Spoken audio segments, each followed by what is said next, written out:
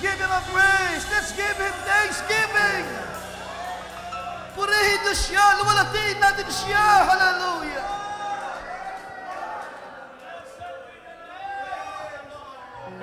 He deserves the glory and honor. Purihin ka, O Diyos. Purihin ang dakilang pangalan. Tinataas ka namin sa umagang ito, O Diyos. Karapat-dapat ka sa papuri ng iyong mga banal. Karapat-dapat ka sa mga awit ng iyong iglesia, ng iyong mga tinubos, hallelujah, ng iyong mga tinawag sa mga araw na ito. Karapat-dapat ka sa kataas-taasang papuri at pasasalamat, O Diyos. For you, our Savior, our Healer, our Redeemer, our Justifier, hallelujah. Ang lahat-lahat sa buhay namin ay Ikaw lamang, O Diyos. Ikaw ay aming tinataas, pinupuri sa aming kalagitnaan, Lord. Napakasarap ng mga awit para sa iyo, O Diyos. Ang sabi ng awit, I will seek your face through all my life. Wala na kaming hahanapin kundi Ikaw lamang, O Diyos. Wala na kami kinauhawan kundi ang iyong biyaya, O Diyos. Ang iyong mga salita sa uling mga araw. Hallelujah. Pinupuri ka namin at pinapasalamatan sa umagang ito. Dakila at banal na Diyos, salamat. Pinupuri ka namin, tinataas ka namin. Ikaw lamang ang karapat-dapat sa umagang ito, Diyos, sa buhay ng iyong mga banal. Panginoon, narinig mo mga tinig, narinig mo mga awit. Naniniwala ako, nakaabot sa iyong luklukan ng awa ang mga papuri ng iyong mga banal.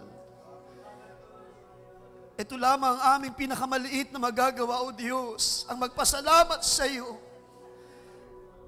Ang magbalik ng kapurihan sa iyong dakilang pangalan.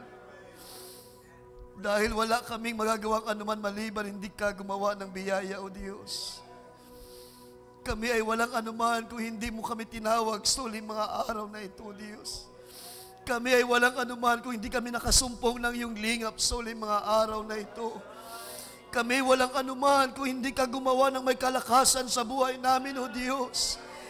Ang sabi ng aming inawit, the Spirit of the Lord is great and mighty. At kung ito'y nasa kanyang iglesia, ang kanyang iglesia ay malakas at makapangyarihan na iglesia. Hindi siya mahina, siya ay malakas. Hallelujah. Hindi siya gabian, siya ay nananagumpay na iglesia. Hallelujah. Kami ginawa mo sa higit pa na mapagtagumpay sa uling mga araw na ito. Kahit man malakas at makapangyarihan ang kaaway, higit siya na nasa amin kaysa kanya na nasa sanlibutan. At ito ang sabi ng Panginoon, hallelujah. Ginawa ko kayo na higit pa sa mapagtagumpay. At kung paanong ikaw, O Diyos, ang Panginoon ay nagtagumpay, gayon din naman ang iyong iglesia ay magtatagumpay sa uling mga araw na ito. Kaya tanggapin mo ang aming papuri, O Diyos, pasalamat. Sabi nga ng aming mahal na song leader, hindi kami makakatayo ngayon kung hindi sa iyong biyaya, O Diyos. Dahil marami rin kaming kahinaan, Panginoon, nagkukulang kami madalas sa iyong salita. Pero ang iyong biyaya, O Diyos, sagana sa buhay namin. Hindi mo kami iniiwan, hindi mo kami pinababayaan. You supply every needs of your people. You supply with strength and power. Hallelujah. Kapag ang Espiritu Santo ay dumating sa inyo, inyong tatanggapin din, hallelujah, kalakip ang kapangyarihan. Hallelujah. At kagalakan sa Espiritu. Salamat, O Diyos. Salamat sa iyong biyaya. Panginoon, may you bless your people. Once again, Lord, nandito kami. Ang sabi ng aming inawit, here I am, Lord, here I am. Kailangan namin ng iyong lingap sa uling mga araw na ito, O Diyos. Kailangan namin ng tagapagturo sa uling mga araw. Kailangan namin ng tagapatnubay sa buhay namin, O Diyos. Salamat dumating ang iyong banal na Espiritu. Lord, salamat sa iyong mga gawa sa buhay namin, Panginoon.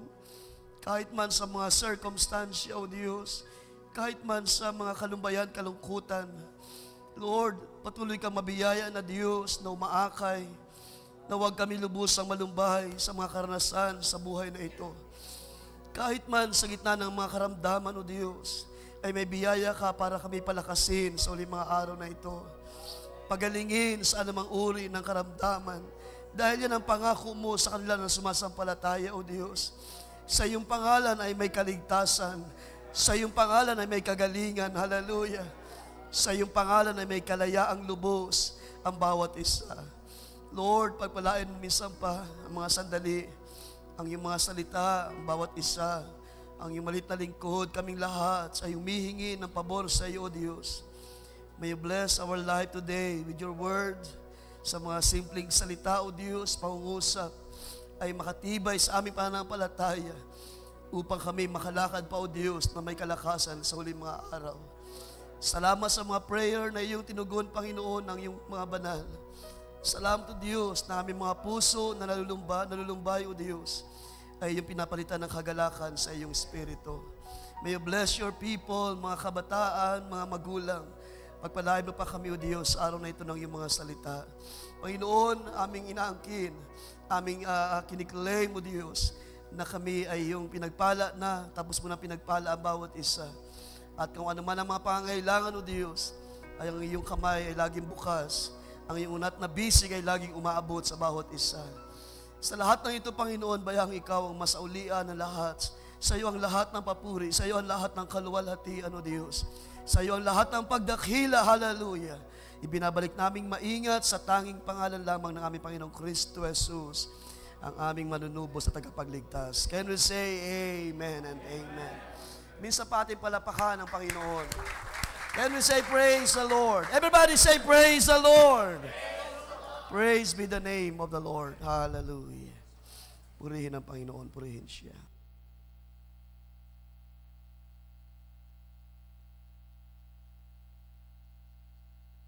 Bago tayo magsiupo, ay ating puntahan ang ating teksto. Magandang umaga sa ating lahat. Sa mabiyayang umaga na ipinagkaloob ng Diyos. At isang biyaya na makapag bahagi minsan pa ng mga salita ng Diyos sa bawat isa. Atin munang puntahan ang aklat ni John at ating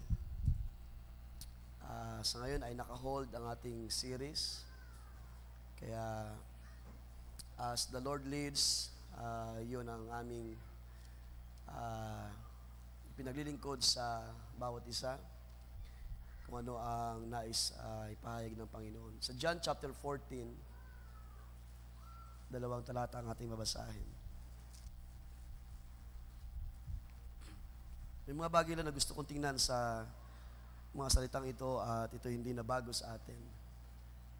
These things I have spoken to you while being present with you, but the Helper and the Holy Spirit whom the Father will send in my name, He will teach you all things and bring to your remembrance all things that I said to you. Sa chapter 16, verse 13, verse 12, I still have many things to say to you, but you cannot bear them now. However, when He, the Spirit of truth, has come, He will guide you into all truth. For He will not speak on His own authority, but whatever He hears, He will speak, and He will tell you things to come. Can you say amen? Purihin ng Panginoon sa kanyang mga salita. Lahat ay malayo ng mga kaupo.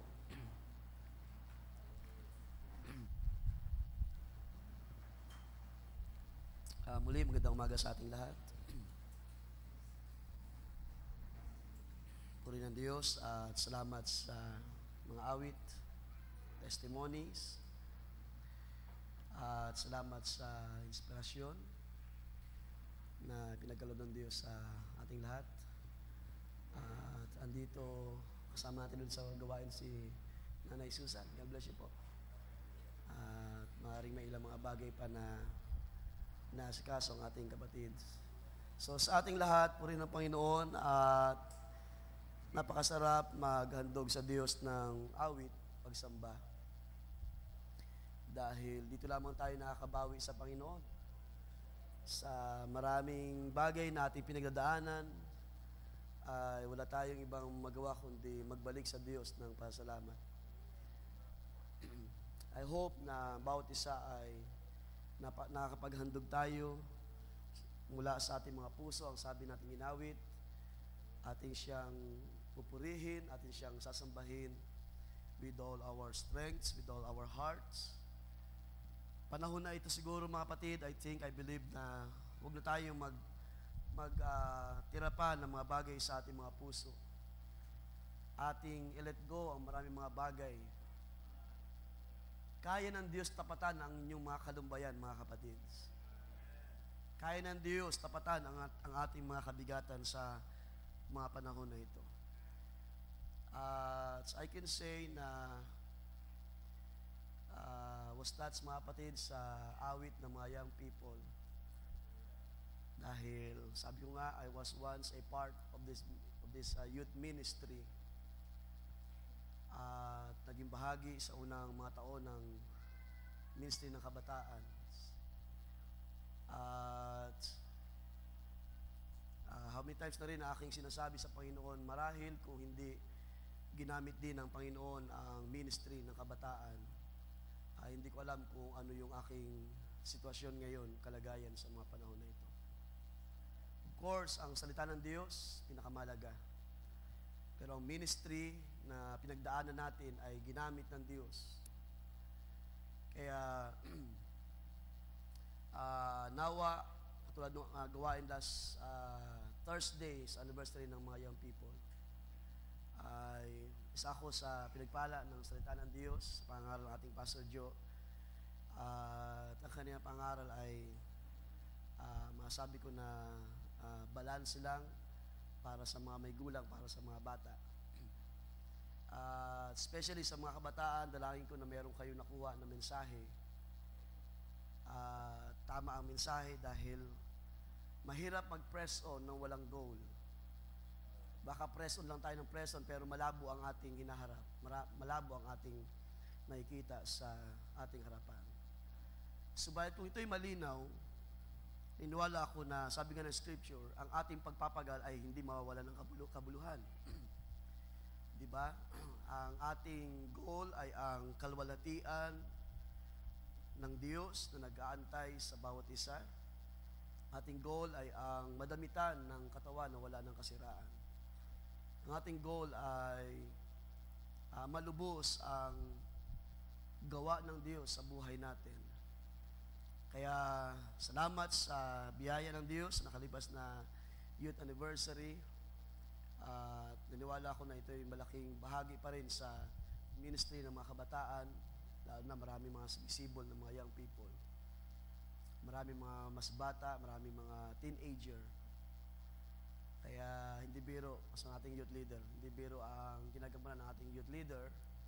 Of course, ang mga magulang din para gabayan ng mga kabataan. Para sila ay hindi mapariwara sa ating panahon. So, inyo naman siguro nakikita sa social media ang maraming mga gawa ng kasalanan at maraming mga kabataan ang nalululong sa bagay na ito. Ang ating paksa ay, masabi ko na simple lamang ito, pero dalangin ko na ito ay umabot sa ating lahat. Because gusto ko munang bigyan ng tawag niyan na nababurden ng inyong malit na kapatid sa bahagi na ito. Ibig sabihin, ang Diyos ay naglalagay ng bigat para maipaabot sa iglesia o sa lahat, sa ating lahat, na hindi na po tayo nabubuhay sa isang napakasimpleng kalagayan. Napakataas ng technology at ang comfort ay pwedeng ibigay ng kaaway sa napakaraming paraan. At ang maaring ang ating mga paglilingkod sa Diyos ay masabi ko na hindi tayo maapektuhan ng maraming mga bagay na nangyayari sa ating panahon. Lalo na kung pag-uusapan ang mga kaganapan ng mga hula sa Scripture. At sabi nga ng prophet, inyong tingnan, inyong masdan lagi ang Israel. Dahil ang Israel ang ating spiritual na orasan sa ating panahon. Kung kayo ay aware sa mga news, halos hindi na matapos ang gulo sa Israel, sa Middle East. Ngayon, ang Jerusalem ay kinukubkob ng kaaway. Pinapaulanan ng mga missiles. Gayunpaman, alerto ang Israel. At ang Diyos pa rin ang siyang may control, may hawak. At sabi nga natin sa mga matagal na mga pangaral na nababanggit, habang nandito pa ang iglesia, hindi pa kayang galawin ng kaaway ng lubos o hindi pa maibigay ng dyablo ang lubos na kapangyarihan para sumira sa buhay ng mga tao. Lahat ng ito, mga kapatid, ay kontrolado pa rin ng Diyos. Sinong sumasampalataya? Ang kailangan lang natin gawin ngayon ay ano yung atin nakikita sa ating unahan. Sabi nga ng tema ng mga kabataan last Thursday, press on. Ano ang goal? Ano inyo nakikita sa inaharap? Ano yung mga bagay na inyong pinanghawakan o tinatayuan sa uling mga araw na ito? By the way, salamat sa mga kaloob na ipagkaloob ng youth ministry. Suot ko yung necktie na galing sa inyo. I appreciate yung tie clip na may nakalagay dito na press on. Sa customize. Nagpapaalala to keep pressing on. At lahat nito, mga kapatid, ay dalangin ko mabigay sa atin ng mas malalim na dahilan. Bakit tayo nasa fellowship ngayon? Bakit tayo nagpapatuloy sa paglakad sa katotohanan ng salita ng Diyos? Marami nang pinanghinaan ng loob, marami nang tumatalikod, umaayaw, nanghihina sa panampalataya. Pero have you ever asked yourself, bakit nakakayanan ko pang tumayo sa harapan ng Diyos? Bakit nakakayanan ko pang magpatuloy sa mga panahon na ito? Dahil meron tayong mga testimony, mga iba't ibang karanasan na pabigat ng pabigat ang trial. Sino sa inyo nakakaramdam ng bagay na yan, mga kapatid? Pabigat ng pabigat ang mga sitwasyon, ang mga pagharap sa mga karamdaman. It seems like hindi napakadaling lagpasan, i-overcome. At yung pressure, yung panggigipit ng kaaway, affected ang ating pananampalataya hanggang sa kung tayo ay mahina, ay eventually tayo ay susuko at hindi tayo nakakapagpatuloy sa biyayang ito. Pero sa umagang ito, nais kong tanungin kayo, sino ang nakakaranas pa ng biyaya ng kalakasan na mula sa Diyos? Sa ating papaksain ngayon, isang simple lamang na paksa, what is the Holy Spirit given for? Dahil hindi ko naman sinasabi na ito'y wala sa atin. Just make sure na mayroon tayong tinanggap na Espiritu. Because ito ay nangungusap para saan ibinigay ang banal na Espiritu. To think na ito ay binigay 2,000 years ago sa unang mga Kristiyano, sa mga apostles na nakaranas ng bagay na ito. Pero sa ating panahon, nakikita niyo pa rin ba ang halaga ng pagtanggap ng Espiritu ng Diyos? Ano ang layunin nito sa buhay ng mga believer? Ano ang ginagawa nito sa kabuuan ng iglesia? Paano ito kumikilo sa isang mananampalataya? Paano tayo ini-inspire ng Espiritu ng Diyos? Napakaganda ng lyrics ng ating inahit kanina, the Spirit of the Lord is great and mighty. At kung ito ay dakila at makapangyarihan, nararanasan ba natin ang malakas na gawa ng Espiritu ng Diyos? Para tayo ay itayo, ibangon sa uling mga araw. Because napaganda ng mga winika ng Panginoon na pangako sa mga mananampalataya. Ang sabi sa ating binasa, balikan natin, the Helper, the Holy Spirit, whom the Father will send in my name. So ang bagay na ito ay tatanggapin lamang natin sa pamamagitan ng pangalan ng Panginoong Kristo Jesus. At kung hindi tayo sumampalataya at nabautismuhan sa pangalan ng Panginoong Kristo Jesus, hindi tayo tatanggap ng pangako ng Espiritu Santo. Kaya napakahalaga na maunawaan natin ang bagay na yan. At ngayon, of course, history na, maraming mga bagay. Matagal na tayong mananampalataya, matagal na tayong nagliligo sa Diyos. But just make sure na habang tumatagal, habang papalapit ang mga panahon, palakas ng palakas ang gawa ng Espiritu ng Diyos sa buhay ng bawat isa. Ang inspirasyon ng Diyos ay tiyakin natin nandyan, gumagawa sa atin because ang sabi rito, the Helper, which is the Holy Spirit, whom the Father will send in my name, He will teach you all things and bring to your remembrance all things that I said to you. Ang sabi ng Panginoon, marami pa mga bagay akong gustong sabihin, pero hindi nyo ito maunawaan o kayang tanggapin sa mga panahon na ito. Of course, kung ang Panginoon ay nagbukas ng maraming kapahayagan sa panahon ng mga apostol, bago ang pangako ng Espiritu Santo, ay totoo yun. I would say, na totoo ang Panginoon na hindi kakayanin ng mga apostles ang maraming hiwaga ng salita ng Diyos, ang maraming gagawin pa ng Diyos in the future, prior sa panahon na yan, na ang Panginoon ay kasama pa nila at siya ay naghahanda na para umakyat sa kalwalatian ng Ama. I'm talking about dun sa panahon na si Jesus ay na-resurrect at nakasama niya ang mga apostles at ang Panginoon ay ready na umakyat sa kalangitan. Because doon niya binanggit ang bagay na yan, just remain in Jerusalem hanggang sa dumating ang promise. Now, the word helper sa Greek word means advocate. Sa isang salin, gusto lang basahin sa Amplified Bible, sabi diyan, and He will help you remember everything that I have told you. Sa una ay, sabi doon, ang Espiritu ay magtuturo sa atin sa lahat ng bagay. So walang hindi ituturo ang Panginoon sa iglesia. Lahat ay ating makikita, maunawaan o matutunan sa lahat ng buong plano ng Diyos. And sabi diyan, and He will help you remember everything that I have told you. So ano man yung mga bagay na naituro na ng Panginoon hanggang sa panahon ng apostles, ang Panginoon ay kasama nila in spirit, nagtuturo sa mga sulat, sa mga epistles na naisulat, lalo na ang Apostol Pablo ay marami na isulat na epistles. Sa Greek word, itong salita na help ay may ibig sabihin, o helper, may ibig sabihin na an advocate. And advocate means tagapagtaguyod. So sa ibang salita, manananggol. Sa English, defender. So from the word tagapagtaguyod, the church cannot stand in its own.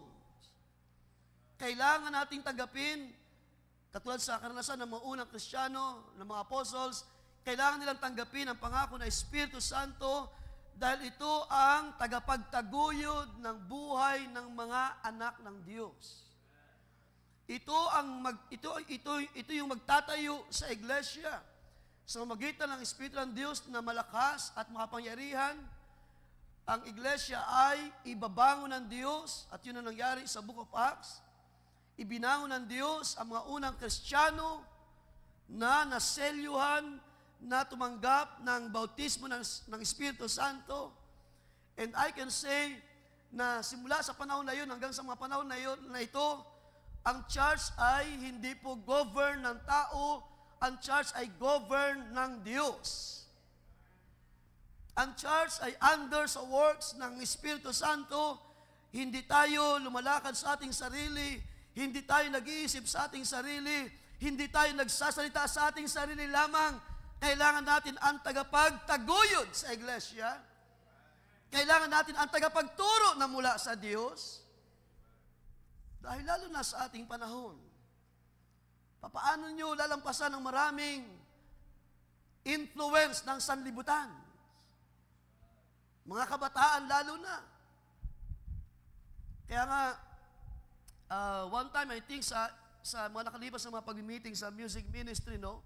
Nalala ko lang, na one time I think na nabanggit ko sa mga, mostly sa mga kabataan, o sa sa bumubulang youth ministry, na gaano ninyo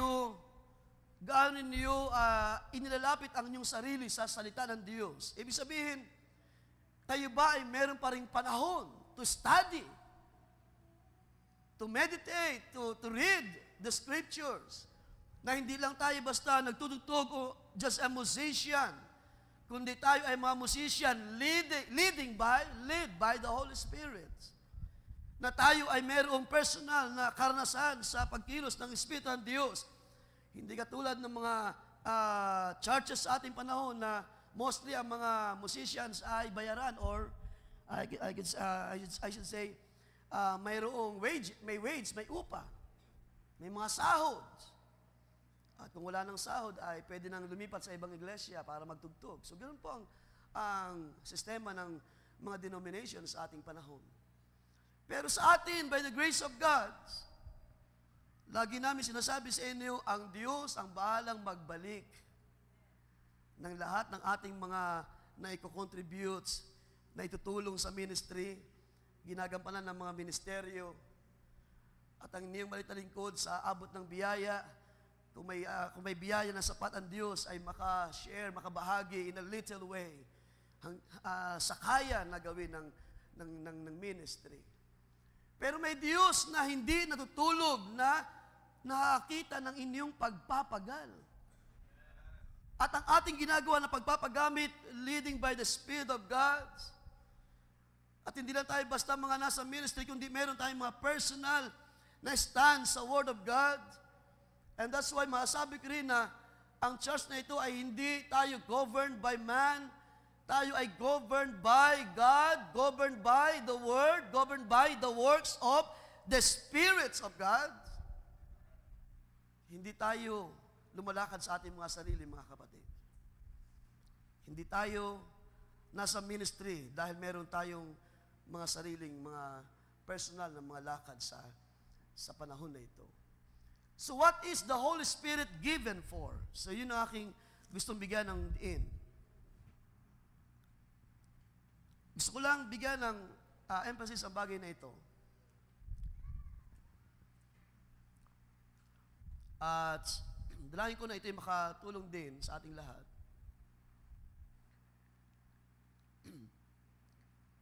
Una-una mga kapatid, hindi madaling gumawa sa ministry kung wala tayong leading ng Holy Ghost. At hindi rin tayo makapaglingkod sa Diyos kung wala ang Espiritu Santo sa inyo.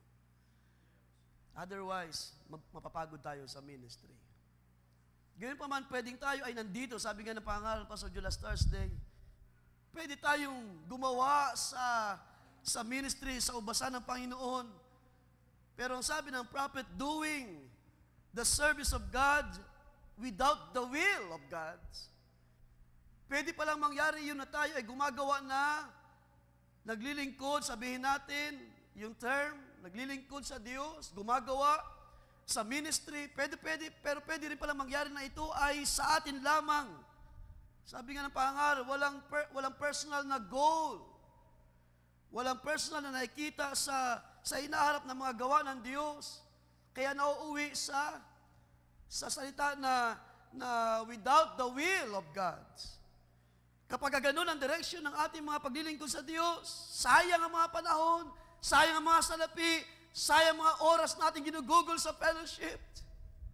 Pero kung meron tayong Espiritu Santo na mula sa Diyos, hindi masayang kahit oras, sandali, minuto ng ating pagsasamba sa Diyos, pagkakatipon, laging mayroong Diyos na naluluwalhati sa ating kalagitnaan. Hindi sayang ang awit, hindi sayang ang pagsamba, hindi sayang yung pagod ng pag-praise and worship. It is all worth it by the grace of God. Na ang lakas ay may paglingkod pa rin sa Diyos dahil merong govern o merong nag-govern sa iglesia. Merong tama na kalagayan ang mga anak ng Diyos sa uling mga araw. At yan ang pinapakita ni Apostol Pablo. Puntahan natin ang Romans chapter 8. So what is the Holy Spirit given for? First thing first, dapat nating maunawaan na ang pangako ng Espiritu Santo ay ipinangako o para sa mga anak ng Diyos. Which means, ang mga hindi sa Diyos ay hindi tatanggap ng bagay na ito. So that's the truth, mga kapatid. Sa Romans chapter 8, familiar verses, beginning verse 12,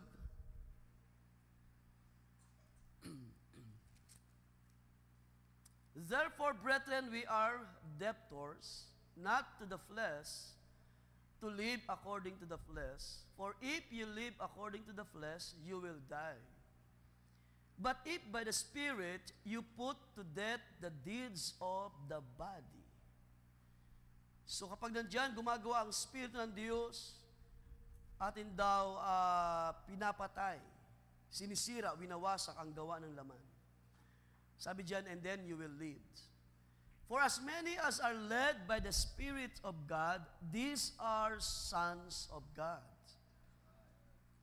For you did not receive the spirit of bondage again to fear, kasi galing na tayo doon sa panahon na tayo ay alipin ng pagkatakot. Dati na tayong galing sa alipin ng dyablo, sa kamay ng kaaway. Pero tayo ay pinalaya ng kapangyarihan ng Diyos.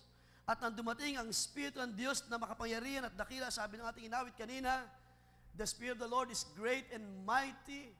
Nang ito ay dumating sa atin, tayo ay pinalaya in the bondage of fear. At ngayon, by the grace of God, we can say and we can stand na ang takot na ito ay inalis ng Espiritu ng Diyos. At nang dumating ang Espiritu Santo, ang sabi ni Pablo, sila ng mga pinapatnubay ng Espiritu Santo, sila ang mga anak ng Diyos. Ang pangako ay para sa mga anak ng Diyos. At kung tayo ay hindi sa Diyos, hindi tayo tatanggap ng pangakong ito. Of course, paano mo malalaman na ang bawat isa o ang isa ay anak ng Diyos kapag siya ay sumampalataya sa Diyos? At kapag siya ay nag-decide to be baptized in Jesus' name, and eventually he will receive, he or she will receive the promise of the Spirit. Diyan malalaman. Di ba? Lalo na kung ang buhay mo ay mayroong patuloy na patnubay ng Espiritu ng Diyos. Na kahit ano ang mangyari sa buong panahon ay hindi ka lumalayo sa salita ng Diyos. Ang sabi diyan, balikan lang natin yan. For you did not receive the spirit of bondage again to fear, but you received the spirit of adoption, by whom we cry, Abba, Father. Those who are led by the Spirit of God, they are the sons of God. Sons and daughters of God. At ang sabi rito ng sulat ni Apostol Pablo, na sa magitan nito, tayo ay tinanggap, we receive the spirit of adoption, by whom we cry out, Abba, Father. So bilang mga anak na may pahid na mula sa Diyos, tumanggap ng Espiritu ng Diyos, hindi maaring hindi ka mag-cry out sa Diyos na iyong Ama sa langit dahil alam mo, siya ang pinanggagalingan ng iyong lakas. Hallelujah. Napaganda ng ating inawit kanina. You are our Savior. You are our strength. You are our power. Ang Diyos, ang siyang ating source ng ating lakas. At kapag tayo nanghihina, we cry out. Diba? Kaya huwag tayo magtaka kapag mayroong pag-iyak sa papuri, sa pagsamba sa Diyos. We cry out because we know. Sabi ni Pablo, we know whom we believe. Hallelujah. At ang sabi ng Scripture, ang Ama sa langit ay hindi maramot na Ama. Hallelujah. Kung ang Ama sa lupa ay nagbibigay ng mga buting bagay sa kanyang mga anak, gaano pa ang Diyos, ang ating Ama sa langit, na kayang ibigay ang ayon sa iyong pangangailangan. Kaya we cry out, Lord, we cry out, Lord God, because we know and we believe na mayroong ng Diyos Ang Ama sa langit ay mabiyahin ng Diyos. Kapag tayo ay laging nagtatapat, ang Diyos ay tapat sa kaniyang mga pangako, sa kaniyang mga salita. So ang pinapakita dyan ni Pablo is yung sonship through the Spirit. Kanino ipinangako ang Espiritu Santo? Sa mga anak ng Diyos. Mayroong binabanggit si Pablo ng mga anak ng pagsuway. So hindi tayo, salamat sa bayan na hindi tayo nabilang sa mga ganon, na kahit anong sabi ng salita ng Diyos ay nandun ang spirit ng pag-resist. Pero tayo ng mga anak ng Diyos, sabi ni Pablo, as many as are led by the Spirit of God, these are. Ito yung mga anak ng Diyos. So binibigyan dyan ni Pablo ng highlights that being led by the Spirit, ito ay sign of being a child of God. So kung nandyan ang Espiritu ng Diyos at nagpapatnubay, naglilid, nangunguna sa bawat isa, sa iglesyang ito, sa buhay ng individual ng bawat isa, it is a sign that you are a child of God. And because you are a child, sabi ni Pablo, na tayo ay mga tagapagmana ng Diyos kay Kristo. Ano sabi diyan? Balikan muna natin ang verse 16. The Spirit Himself bears witness with our spirit that we are children of God. So ito yung isa sa mga layunin ng pagparito ng Espiritu ng Diyos. What is the Holy Spirit given for? Para sa anong bagay ibinigay ang Espiritu ng Diyos o ang Espiritu Santo? Para mayroong magpatnubay sa iglesia. Para mayroong mag-lead sa bawat anak ng Diyos. And those who are led by the Spirit, these are the sons of God. At kung tayo ay mga anak ng Diyos, tayo ay mga tagapagmana, sabi ni Pablo, verse 17. And if children, then heirs. So hindi ba't napaganda ng plano ng Diyos sa buhay mo? Ikaw ay ginawa ng Diyos na tagapagmana. At ano yung mana na tatanggapin ng mga anak ng Diyos? Mana na hindi masisira. Mana na inihanda ng Diyos from above, everlasting, mula sa Diyos na pangako, hallelujah. Katawan na wala ng kabulukan, wala ng kahinaan. Ngayon ay laging lumuluha, ngayon ay laging nagsasuffer. Pero sa araw na yon, because I am an heir of God, ang mga pagluha ay tatapusin ng pangako ng Diyos. To be honest, sino sa inyo ang lumuluha ngayon? Nagsasuffer, humihibik. Ang sabi ni Pablo, ang nature ay humihibik din sa Diyos, groaning. Kailan pa mahayag ang mga anak ng Diyos? And sometimes iniisip ko mga kapatid, yung part na yun, no, na kailan pa marireveal ang children of God, ang mga anak ng Diyos. Not in the rapture, because ang rapture ay isang sikretong pag-agaw ng iglesia. Ang revealing ng sons of God, ng sons and daughters of God ay kailan? After ng great tribulation. Ang sabi sa Book of Revelations, kasama ni Kristo ang mga soldier, riding in white horse. May authority sila at sila ay may kibaka sa mga kaaway. Yun yung panahon ng ang mga mananampalataya ay mahayag at makikita ng mga tao, ng mga mata ng mga tao. They will see His glory. Kasama ang mga laksa-laksa mga anak ng Diyos. So dito ay pinapakita ni Pablo, if children, verse 17, then heirs. So una nakita natin, no, kung hindi ka anak ng Diyos, then there's no leading of the Spirit. Kung hindi ka pala anak ng Diyos, walang mag-guide sa iyo na Espiritu, walang maglilid sa iyo para gawin ang kalooban ng Diyos.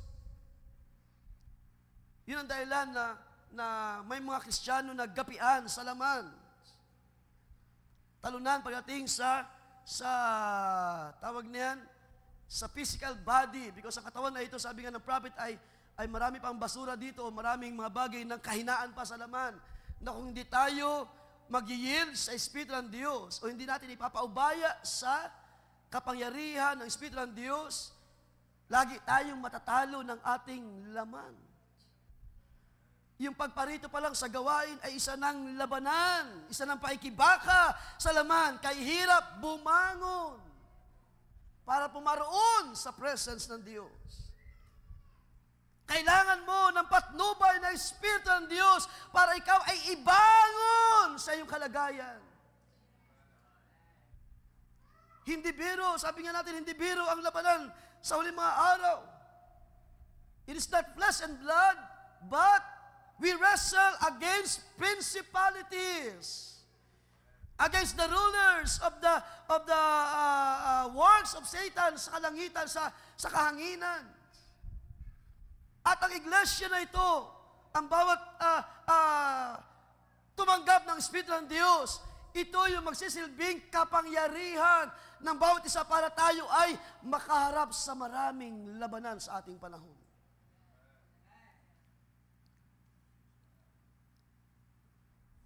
Kaya nga sabi sa inyo, last week ba yun or one time, ang number one nating labanan ngayon ay ang technology, ang social media. 20, 30 years ago, alam nyo isang bagay na minsan pumipigil sa fellowship, 30 years ago, sa mga kasabayan namin, sa mga young people noon. One time, Pastor Franco ay nagpaalala sa pulpit ng Saway na ang panahon ninyo nauubos na sa kaka-brick game. Brick game? Nung panahon na yun, brick game yung kumukuha ng oras ng mga anak ng Diyos. Pero ngayon, pag itinan mo yung brick game, ang mga young people ngayon, hindi na makaka-relate. Pero nung mga panahon na yun, yun yung struggle. Kahit nga ako, medyo napag-brick game din dahil sa entertainments. Pero yung brick game ay nag-triple na, nag-times 10 na sa ating panahon at napakaraming entertainments. Diba? Kaya kung ito yung kumukuha ng umuubos ng ating oras, ano na lang ang mangyari sa ating pananampalataya? Tayo ay panghihinaan ng loob sa ating pananampalataya, hindi na tayo makaakbang sa pananampalataya, at kahit ang fellowship ay hindi na natin nakikita na mahalaga sa Diyos. Na ang pagkain ng salita ng Diyos, ang pagparito, ang opportunity to be in the fellowship, hallelujah, ay parang nagiging maliit sa paningin ng mga mananampalataya. Pero kung tayo ay mayroong leading ng Espiritu ng Diyos, isa ka sa magagalak pumaroon sa presensya ng Diyos dahil alam mo, ang kalakasan mo ay nasa Diyos. Hallelujah. If children, verse 17, then heirs of God and joint heirs with Christ. Pag joint heirs, ibig sabihin kung ano yung mayroon si Kristo, ay tatanggapin din ng iglesia. Bagamat hindi tayo magiging katulad ni Kristo in His glory, because siya lamang ang tumanggap ng kapuspusan ng Diyos, ng buong kadakilaan, kapangyarihan ng Diyos. Pero tayo ay kabahagi, joint heirs with Christ. If indeed we suffer with Him, that we may also be glorified together. So because you are children, ang sinasabi dyan ni Pablo, you are, sabi dyan, then you are an heirs. You are heirs. Ikaw ay tagapagmana. Kalakip ni Kristo. Paano mo maunawaan ang bahagi na ito kung hindi sinugo ng Diyos ang kanyang Espiritu? The very thing na ito ay maunawaan ng mga anak ng Diyos because ang Espiritu ng Diyos ang magtuturo sa iyo. Don't you know that you are an heir of God? Don't you know that you are an heir with Christ? Hindi mo ba alam na ikaw isang araw ay tatanggap ng mana mula sa Diyos? Hallelujah! Bakit ikaw ay pinanghihinaan ng loob ngayon? May kapangyarihan, kalakasan na nag-aantay para sa iyo. You are an heir. The Spirit will teach you kung ano yung kalagayan mo ngayon at kung sino ka sa harapan ng Diyos. Ang Espiritu ng Diyos ang mag-guide sa iyo, magtuturo sa iyo kung paano ka lumakad like an heir. Because ang paglakad katulad ng isang tagapagmana ay hindi pinanghihinaan ang loob. Hindi ko naman sinasabi na hindi na tayo or sometime ay manghihina or malulungkot. Pero sa ating pagkataong loob, ay maging fresh lagi sa atin, I am an heir of God. Kahit mawala na ang maraming mga bagay sa lupa, I am an heir of God because that was the Spirit taught me, para kilalanin, ito ako sa harapan ng Diyos by the grace of God. Na bagamat ikaw ay mahina ngayon, may nag-aantay ng iba yung kalakasan. Kung ikaw ay nagsasuffer ngayon, may nag-aantay ng iba yung pagtatagumpay. Kung ikaw ay nag-struggle sa karamdaman, tingnan mo, look unto Jesus, the author and finisher of your faith. Hallelujah. The Spirit will tell you, you are an heir of God. Huwag kang panghinaan ng loob, huwag kang manumbay, huwag kang matakot, dahil kasama mo ang Espiritu ng Diyos. And the Spirit of the Lord is great and mighty. Hallelujah. And therefore the church is great and mighty also because of the Spirit of the Lord that was in Him. Ito yung nagpapalakas sa atin, ito yung nag-encourage sa iglesia. At kung tayo ay mga anak ng Diyos, and therefore, we are led by the Spirit of God. At paano yung mga hindi anak ng Diyos? Hindi bahagi sa mga plano ng Diyos, then there's no Spirit that leads them to light. Kaya ang lakad ng marami sa ating panahon ay palayo sa Diyos at patungo sa kamatayan. Of course, hindi naman lahat because marami rin dyan, they believe in Jesus. And somehow the Lord will, tawag niyan, sila ay aabutin din sa mga panahon na ito. Kaya ang sabi ng Panginoon, huwag kayong humatol. Hindi tayo humahatol. But the Scripture speaks in His own na itong mga pinapatnubay ng Espiritu ng Diyos, they are the sons of God. Now, to be led by the Spirit also means, it also describes the lifestyle of those who are sons of God. So malaki yung bahagi ng lifestyle na meron tayo. Kung tayo ay led by the Spirit of God, of course, hindi magmamanifest ang lifestyle ng sanlibutan. Kung kayo ay led by the Spirit of God, mga kabataan, hindi magmamanifest ang lifestyle ng sanlibutan. Ang lifestyle na tinutukoy ko dito is lifestyle ng Diyos or pamumuhay na kalooban ng salita ng Diyos. So if you are led by the Spirit, it describes the lifestyle of those who are sons of God. So makikita sa atin ang pananampalataya, makikita sa buhay ninyo ang paglakad sa isang maayos na kalagayan, isang banal na kalagayan, isang matuwid na kalagayan sa harapan ng Diyos because mayroong nagtuturo sa atin. Mayroong nag-guide sa iglesia. So what is the Holy Spirit given for? Para saan ibinigay ang banal na Espiritu?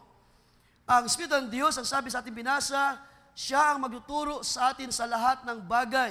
So ang helper means an advocate. Siya ang magtatanggol para sa iyo. Siya ang tutulong para sa iyo. Siya ang magko-comfort para sa iyo.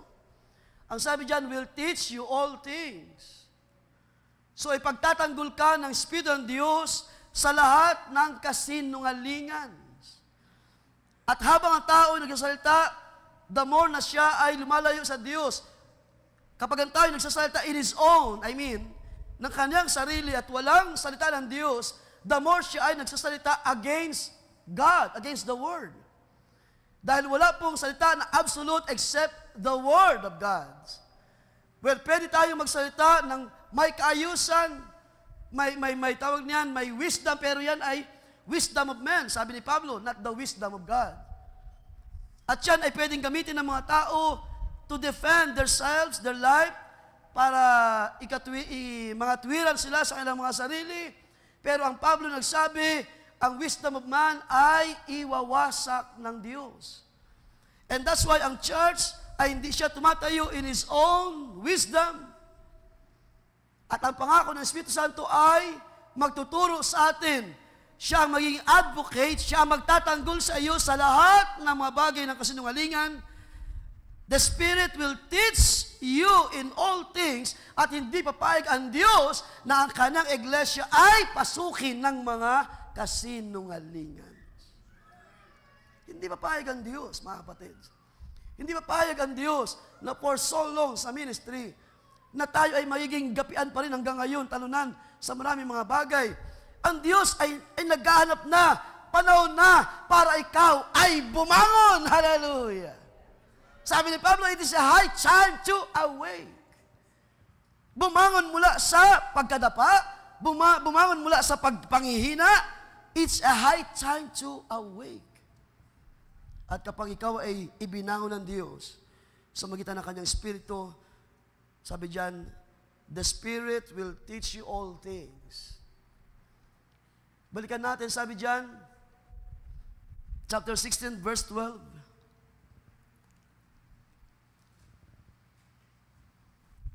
Sabi diyan ng Panginoon, I still have many things to say to you,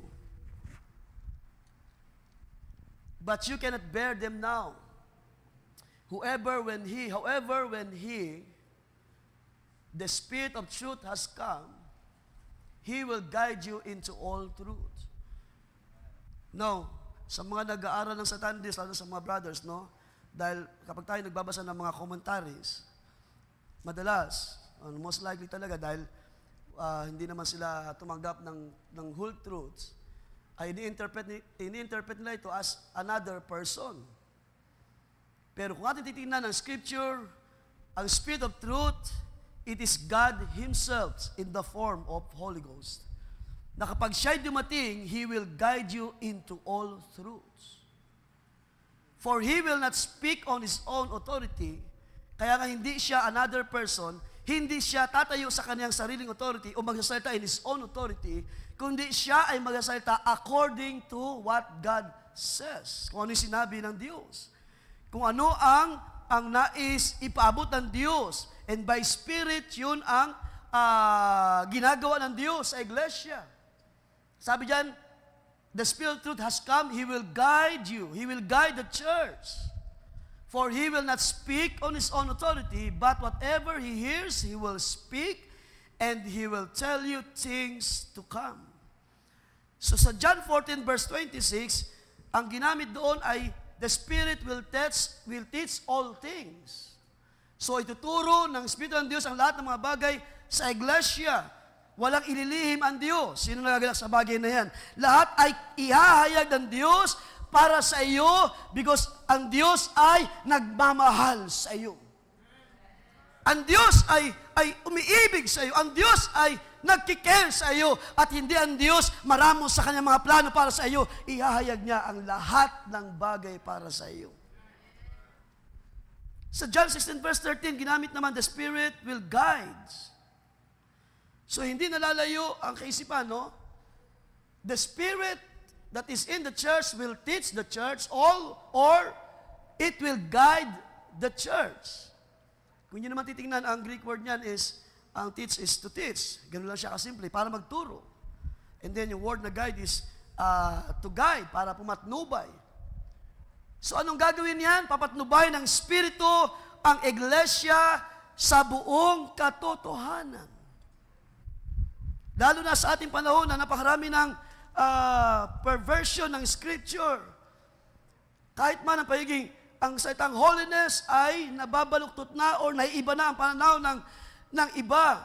At ang nakakalungkot kahit man sa mga anti-message believer ay hindi na masyado nabibigyan ng malalim na emphasis na reason ang kabanalan. Ang lifestyle ay halos copycat ng sanlibutan kung titingnan mo sa outward appearance. Yet, praising and worshiping, serving the Lord. Pero ang sabi ng prophet, but without the will of God. Walang o labas sa kalooban ng Diyos. Kaya napakalaga ng leading ng Holy Ghost sa ating panahon upang ang ating buhay ay hindi tayo magkaroon ng lifestyle na kagaya ng sanlibutan. Ang lifestyle nyo ay dapat kung ano ang sinabi ng Panginoon.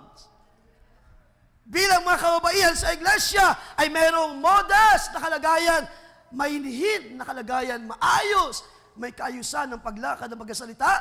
Mga kababaihan lalo na, hindi dapat tayo nagsalita ng parang tayo ang nag-overpower sa man, sa mga kalakihan.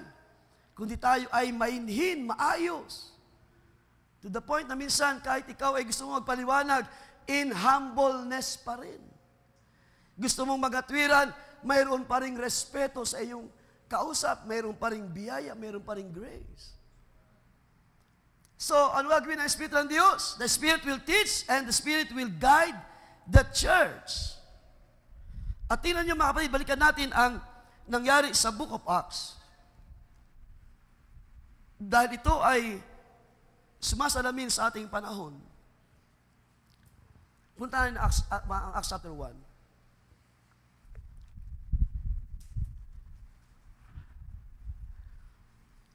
Ating basahin sa verse 4. So ito yung panahon na sila ay naghintay ng pangako sa Jerusalem. And being assembled together with them, He commanded them not to depart from Jerusalem, but to wait for the promise of the Father, which He said, You have heard from me, for John truly baptized with water, but you shall be baptized with the Holy Spirit not many days from now. So could you imagine how the apostles, yung 120 souls, how they were, tawag niyan, enthusiastic or excited, because this is the very first time na maranasan ng mga tao ng Diyos ang baptism na hindi pa nangyari sa mahabang panahon. Dahil sa lumang tipan ay naranasan ng mga propeta, ng mga tao ng Diyos ang Espiritu ng Diyos, pero hindi pa yun ang baptism, hindi pa yun yung indwelling. So nararanasan nila sumasama ang Espiritu ng Diyos, pero hindi pa yun ang pagbabautismo or pag-indwell. Kaya dito, inyong mapansin mga kapatids, I could imagine how these people, Apostle Peter and the rest of the apostles, ay naggagalak. Because at last, na ito'y pinangako ng Panginoon sa atin, at narito tayo ay tahimtim na nag-aantay sa pangako. Ang sabi pa doon, they were praying, they were in one accord, praying, worshiping. So nag-aantay sila sabihin natin, in sincerity. Kaya pagdating dyan, sabi dyan, You shall baptize with the Holy Spirit not many days from now. Therefore, when they had come together, they asked Him, saying, Lord, will you at this time restore the kingdom to Israel? And He said to them, It's not for you to know times or season which the Father has put in His own authority. So sobrang excitement nila ay napatanong pa sila kung kailan ibabalik ng Diyos ang kaharian sa Israel. Pero sabi na pa yun, hindi ito para sa inyong panahon. But you shall receive power when the Holy Spirit has come upon you. And you shall be witnesses to me in Jerusalem and in all Judea and Samaria and to the ends of the earth. So, kung bakit ko sinasabi ito mga kapatid na mahalaga rin sa ating panahon, because kung paano sila ay tumanggap ng pangako ng Espiritu Santo, at ang sabi diyan, sila ay binautismuhan, they were baptized with the Holy Spirit. Ito na rin kasi ang magiging sign or tanda na ang mga taong ito ay igigiya ng Espiritu ng Diyos. Mula sa panahon na sila ay bautismo ng Espiritu ng Diyos, mula sa panahon na yan, sila ay tuturuan ng Espiritu ng Diyos. It is a sign sa panahon na yon that the teacher, which is the Holy Ghost, has come, that the guide of the Holy Spirit has come in their midst, dumating na, at wala na silang dapat ipag-alala dahil mayroong kapangyarihan na kikilos sa iglesia. At kung paano kung sinasabi na ito ay mahalaga din sa ating panahon because kung hindi tayo nakaranas ng baptismo ng Espiritu ng Diyos, papaano tayo matututo sa katotohanan ng salita ng Diyos? Paano tayo lalakad sa katotohanan ng salita ng Diyos? Paano tayo Paano natin ipagtatanggol ang pananampalataya? Paano mo sasabihin na it's not by might nor by power, but by the Spirit? And while the Spirit works in you, hindi mo namamalayan, may kakaibang lakas na dumadaloy sa iyo. To speak in wisdom, to speak in the Word of God, tawag niyan, to describe or to speak the Word. Para sabihin ng may katiyakan, mayroong pag-asa. So, ating mapasin dyan mga kapatid, no? To receive the promise is to be baptized with the Holy Spirit. So, ang bautismo sa Espiritu Santo ay isa ring tanda, so akin nabanggit kanina, isang tanda na dumating na ang tagapagturo at tagapatnubay sa mga mananampalataya. So there's no reason now para ang mga apostol sa panahon na yun ay maligaw sila. Nang sila ay bautisman sa Espiritu Santo na naging tanda na ang pangako na magtuturo ay dumating at ang pangako na magpapatnubay sa iglesia sa mga unang Kristiyano ay dumating sa kanilang kalagitnaan at wala nang dahilan para sila ay malayo sa kalooban ng Diyos. At sinasabi ko ito na mahalaga rin sa ating panahon because hindi tayo makakalakad sa buong katotohanan kung hindi tayo nabautismuhan sa Espiritu Santo. It is hard. Mga young people, I will tell you, it is hard para lumakad sa kalooban ng Diyos without receiving the Spirit. Kaya nga, kanina habang umaawit sa mga kabataan ay hindi ko maiwasan ng maluha sa biyaya ng Diyos. Dahil labes ko na rin na sinasabi sa Panginoon na kung hindi rin sa ministry, maaaring wala din ako or hindi ganito ang buhay na meron tayo ngayon. Kung hindi tayo pinatnubayan ng salita ng Diyos, kung walang ginamit na instrumento para magsalita in boldness sa iglesia. No? Hindi sa pagtataas ng tao, pero kung walang Pastor Franco na ginamit sa ministry, kung hindi nagturo ang Espiritu ng Diyos sa iglesyang ito, kung hindi tayo sinamahan at hindi tayo pinatnubayan ng bawat pagtuturo ng salita ng Diyos, hindi kayo makakatagal sa uling mga araw. Tayo ay susuko, tayo ay manghihina, tayo ay mawawala din sa gawain na ito. Pero ang Diyos ay mabuti sa atin. Hallelujah. Ang Diyos ay makapangyarihan na Diyos. Ang Espiritu ay nagturo sa atin. Sa nakalipas na mahaba na ng panahon, sinamahan tayo na mabiyayang salita ng Diyos. And there's no reason para ang ministry ay maligaw, malayo sa uling mga araw, madala na maraming iba't ibang mga doctrine sa ating panahon. Sad to say, na mayroong mga believer, mga message believer, pero ang aura, ang ayos ay katulad ng mga bagay na nakikita sa libutan. Pero para sa akin, ang sabi ng Scripture, without holiness, hindi mo makikita ang Diyos. You can never see God. Kung hindi tayo lalakad in holiness, sa kabanalan, sa isang tama na paglakad, at mangyayari lamang yan kung may tama na Espiritu that will lead the church or that will guide the church. Now, tinan nyo ang sabi ni Apostle Peter, 2 Peter chapter 1. Knowing this verse, chapter 1, verse 20. Now, hindi ko sinasabi na, or wala akong hinahatulan na sino man, but I can say it as the Word of God says, at maaring, sabi ko nga, kashare ko kahapon lamang aking bayaw, Pastor Abe, so may mga bagay kami na pag-usapan na pag-sharingan, na maaring there's something na kailangan lang i-balance pagdating sa paglakad sa Espiritu. Hindi tayo tinuruan ng Diyos to judge sino man sa atin. Gayunpaman, ang Espiritu ng Diyos ay hindi may pagkakaila.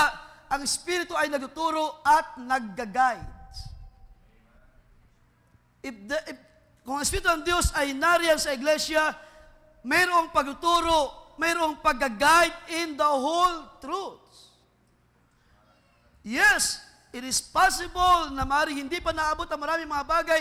Kaya nga yun ang sabi ng mensahe last Thursday, just press on toward the goal. Huwag tayong tumigil. Kapag ang Spirit of Truth ay nagturo, just say, Amen, Lord. Just say, salamat sa iyo, Diyos, na nagtuturo para ayusin pa ang aming mga lakad. Maybe na-overlook natin ang maraming mga bagay sa Scripture at hindi natin nakikita na tayo pala ay nawawala na sa kabanalan. Ang sabi ng ating inawit kayo na napasarap, He will restore me again. He will restore me again. Sa panahon na tayo nakalimot sa kalooban ng Diyos, ang Diyos na makapangyarihan by Spirit, i-restore niya ang mga bagay na nakakalimutan mong gawin sa salita ng Diyos. He will bring you in remembrance. Kung kailangan ipaalala sa iyo, oops, baka nakalimutan mo, hindi ka na lumalakad ng may kaayusan. Then the Spirit will teach. Baka nakalimutan mo na magsalita. Naalala ko lang sa aking narinig.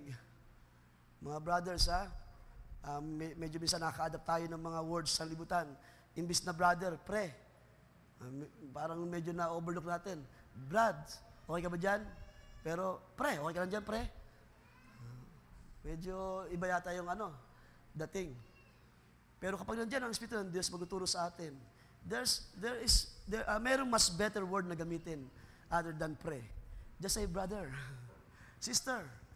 Kahit yung mga mare, excuse me sa mga may mare dyan, mas maganda sister na lang. Sister. Mahal kita sa Panginoon. Mare, kasi, pag mare kasi, halos common sa labas na sinasabi ng mga hindi mananampalataya. Nalala ko one time sabi ni Brother Branham, ang baptism of the Holy Ghost ay nag-identify sa church na siya ay iba sa sanglibutan.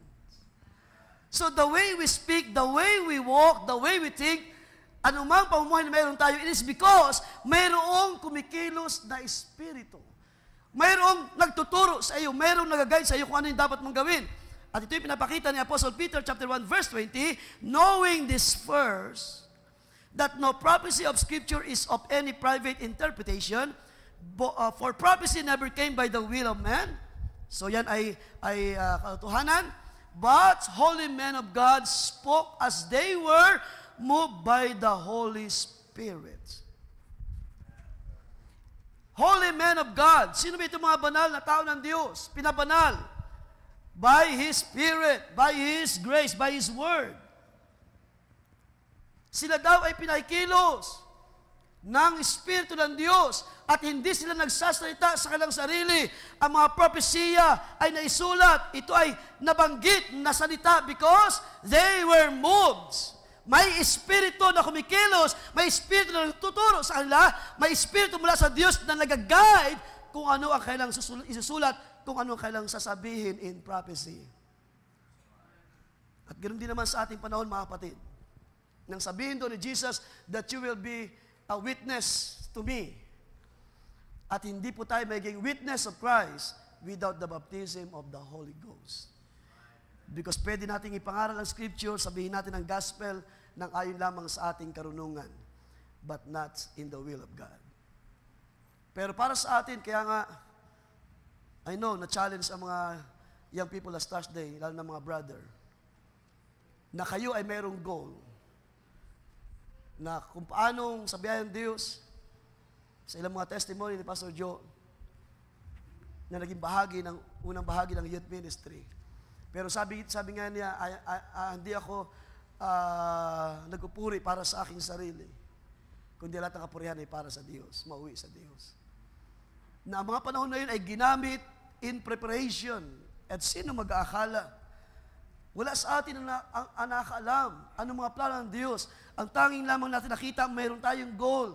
Mayroon palang pagtawag ang Diyos. At ikaw ay nagpaakay sa Espiritu ng Diyos. And later on, nakita mo, ito pala ang napakabuting plano ng Diyos. At paano nangyari yun? Because sa unang mga panahon, ikaw ay nagpaakay. Ikaw ay nagpaturo sa Espiritu ng Diyos. So, ganoon din naman sa ating panahon.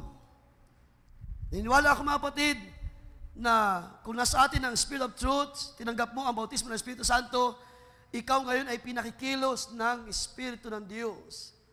Ano man ang iyong sabihin, ano man ang iyong salitain, ito ay tinuro sa iyo ng Espiritu. Ito ay may patnubay ng Espiritu ng Diyos. Hindi tayo magsasalita, lalo na may mga kaloob ng wika, hindi tayo mag-i-speak in tongues in our own. It is by the leading. Hindi tayo mag-i-interpret by our own. It is by the leading. At unang-una na may nagtuturo sa atin anong ating sasabihin. Now, as advice, no, kung meron man tayong somehow a little doubts, which is hindi imposible na mangyari, magkaroon tayo ng a little doubts, kung genuine o hindi ang isang bagay, I advise you, just wait and pray. Hintayin mo isang araw, may Diyos na magpapaunawa para sa iyo. May Diyos na magtuturo sa iyo ng maraming mga bagay. Ipapaalala sa iyo how the Scripture, how Apostle Paul write all of the gifts, na ito'y sinabi ng Scripture, ang kaloob ay sa ikatitibay ng iglesia. At kung ang kaloob ay nagwawasak, hindi ito galing sa Diyos, dahil ang salita ay nagpapatibay kapag ito'y galing sa Diyos. Ano mang kaloob na galing sa Diyos ay hindi sisira sa iyong panampalataya, ito'y magpapatibay sa iyong panampalataya. Ito yung magtuturo sa iyo, ito yung magpapatnubay sa iyo para ikaw ay magpatuloy na lumakad sa pananampalataya. If you have a little doubt, then just wait and pray. Ano ba ang gustong sabihin ng Panginoon? Ano ba ang gustong ipakita ng Diyos sa uling mga araw na ito? So yun ang binanggit ni Apostle Peter. Men, holy men of God, and if you believe that you are one of these people, holy men of God, hindi kayo pinabanal in your own, ang Diyos ang nagpabanal sa inyo. And if you are holy men of God, then you are moved by the Spirit of God, at ang Espiritu ng Diyos ang kikilos para sa iyo. Ang Espiritu ng Diyos ang magtuturo para magsalita para sa iyo. Ang Espiritu ng Diyos ang magpapatnubay para sabihin kung ano ang iyong dapat gawin. At sa panahon ng mga apostol ay nag-witness sa Jerusalem, it is not by their own. It is by the Spirit of truth na dumating sa kanilang panahon na tumawag ng atensyon ng marami sa Jerusalem. At ang sabi ni Jesus, you will be a witness to me, hindi lamang sa Jerusalem, kundi hanggang sa dulo ng sanlibutan.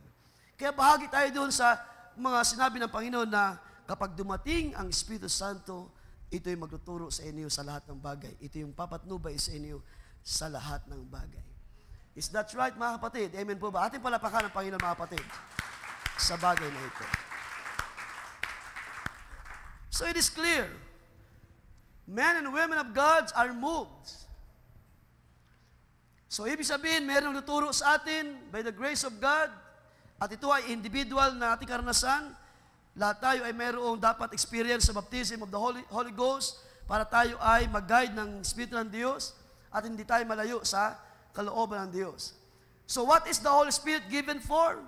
Para may magturo sa atin. Kalawa, para mayroong pumatnubay sa iglesia, sa mga mananampalataya, para hindi tayo maligaw sa ating panahon.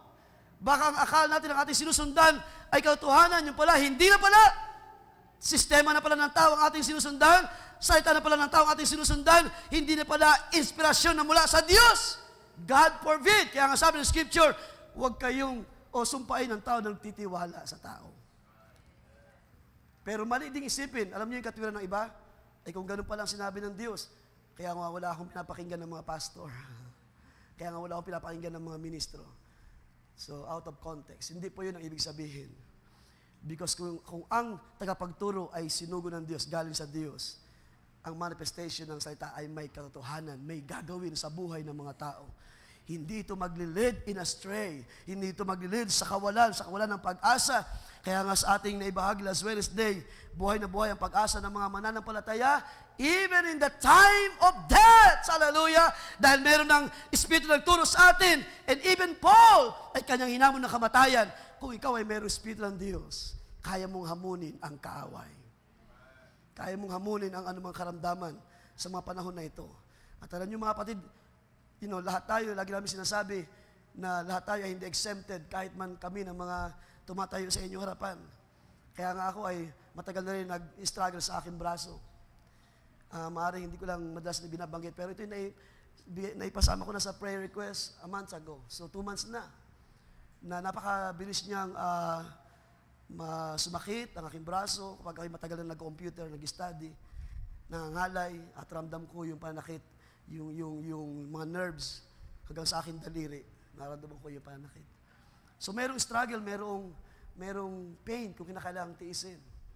Pero salamat, merong Espiritu na nagtuturo, be patient. Dahil walang bagay na ipinahintutan ng Diyos na hindi tayo palalaguin, hindi para sa ating katututo. So just be patient. Kailangan lang natin magpatuloy. Alang-alang sa gawain ng Panginoon. I just want to read sa isang bahagi ng message ni Brother Branham. Dahil ang sabi niya rito, we need a guide. Kailangan natin ng guide. And imagine those people na walang giya ng Espiritu ng Diyos. When they read the scripture, ay parang binabasa lang nila as a magazine or a book, as an ordinary na aklat. Pero ang sabi nga ni Brother Branham, para sa kanya, ng kanyang basahin ng scripture, ito ay naging isang parang bagong aklat sa akin nang siya'y tumanggap ng hindi birong biyaya ng karunungan mula sa Diyos. Now, I just want to read, sabi dito, no wonder, sabi diyan, Nicodemus could say, Master, we know your teacher come from God. For no man can do the things that you do without God being with him.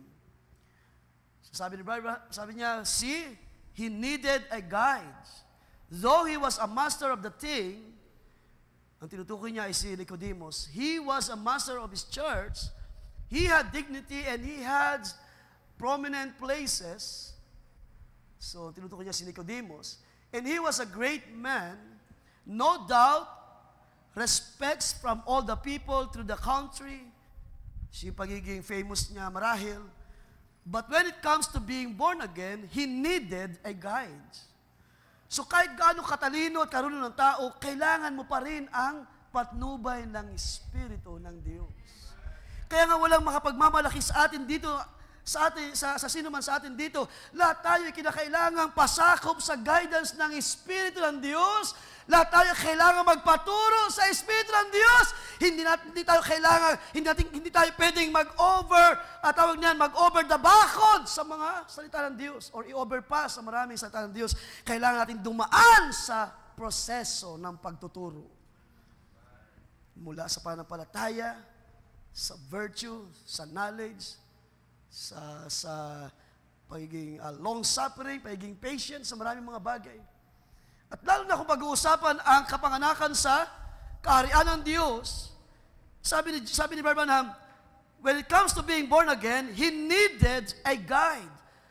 At ang sabi niya, so do we. Tayo rin naman, yes. We needed a guide. Sabi niya, kailangan ng iglesia ang papatnubay sa salita ng Diyos. Kailangan nating turuan sa maraming mga bagay. Kailangan natin lumago sa maraming mga bagay. Kailangan nating lumakas sa maraming mga bagay para hindi na tayo magapi ng aral at turo ng sanlibutan sa ating panahon. Hindi na tayo madala ng maraming mga hangin sa ating panahon. Meron tayong tiyak na tinatayuan by the grace of God. And so do we, sabi niya, and so the church, ang iglesia ito, ang mga believer, you needed a guide na mula sa Diyos. Hindi ka makakalakad in your own. Kailangan mo matuto in humbleness. Kailangan mo matuto pasakop sa Word. Kailangan mo matuto madisiplin ng salita ng Diyos. Kaya nga lahat tayo ay dumadaan sa pagtuturo, pagsasansala, pagsasaway. Yan ang sabi ni Pablo, ang salita ng Diyos ay mapapakinabangan sa maraming bagay. Hanggang sa ang matuwid ang anak ng Diyos ay i-furnish or kompletohin sa lahat ng bagay. Now, tinan ko lang sa itong background ni Nicodemus. Nicodemus is a leader of the Jews. A member of the Sanhedrin, which was the ruling body of the Jews. So, ganun po siya kataas ang kanyang status. Nang Panginoon ay mamatay sa krus, makikita natin si Nicodemus ay tinulungan niya si Joseph of Arimathea. At doon sa account, sa scripture, sa gospel, si Nicodemus ay bumili ng 75 pounds of spices. in preparing the body for burial. At yung amounts ng burial spices ay nagpapakita how Nicodemus respect Jesus. So, ibig sabihin, sa panahon na meet niya si Jesus at tinuruan siya na maliban ng tao ay pinanganak muli, hindi siya makapasok sa kaharian ng Diyos. And so many things na itinuro ng Panginoon, somehow, dumating sa point, Nicodemus was touched by the Word, by the teaching of the Lord sa panahon na yun, at hindi ito naitago ni Nicodemus. Sa panahon ng Panginoon ay mamatay sa krus, nagkaroon siya ng mabuting puso. So yun ang sinasabi natin kanina pa, kung nandyan ang pagtuturo ng Panginoon by His Spirit, hindi maitatago ang mabubuting puso ng mga anak ng Diyos. Sa panahon na mayroong pangailangan, katulad ng ating kalagayan ngayon, hindi maitatago ang mga puso ay kakatukin ng Panginoon. Kailangan ko ng tulong niyo. Hindi kailangan ng tulong ng Diyos. Ibig sabihin, kailangan ko ang iyong bahagi to fill the needs of my ministry. Sa biyaya ng Diyos, Brother Moy, nabayaran naman natin yung 23,000 na first bill ng ating upgraded na electric bill. So by the grace of God, ang Diyos pa rin ang nagpupuno ng ating mga pangangailangan. So you see, sa panahon na tayo ay tinuruan, na tayo ay sinamahan ng biyaya ng Diyos by His Spirit, the more na tayo ay pinupuno ng karanasan, the more tayo nagiging mababa para makita natin there is a need na hindi natin pwedeng pabayaan. Sa panahon ng Panginoon ay ililibing, dadalhin sa libingan, tinulungan ni Nicodemus to si Joseph of Arimathea. At ipinakita ni Nicodemus, hindi mo niya sabihin na but he is grateful because the Lord touched his heart sa mga panahon na yan. And it speaks of respect. Nagpakita siya ng paggalang. We don't know the scripture how Nicodemus walked after that event. Wala na ibang bagay pa na nabanggit. Pero niwala ako na hindi kayang tanggihan once ang Espiritu ng Diyos ay nanahan sa mga anak ng Diyos. Hindi kayang tanggihan, it will manifest. Kaya nga sabi ni Jesus, out of the abundance of the heart, the mouth speaks. Ang ating mga bibig ay nagsasalita. So, ito yung isang bahagi lamang ng scripture na binabalikan natin, how the Spirit is important sa ating panahon.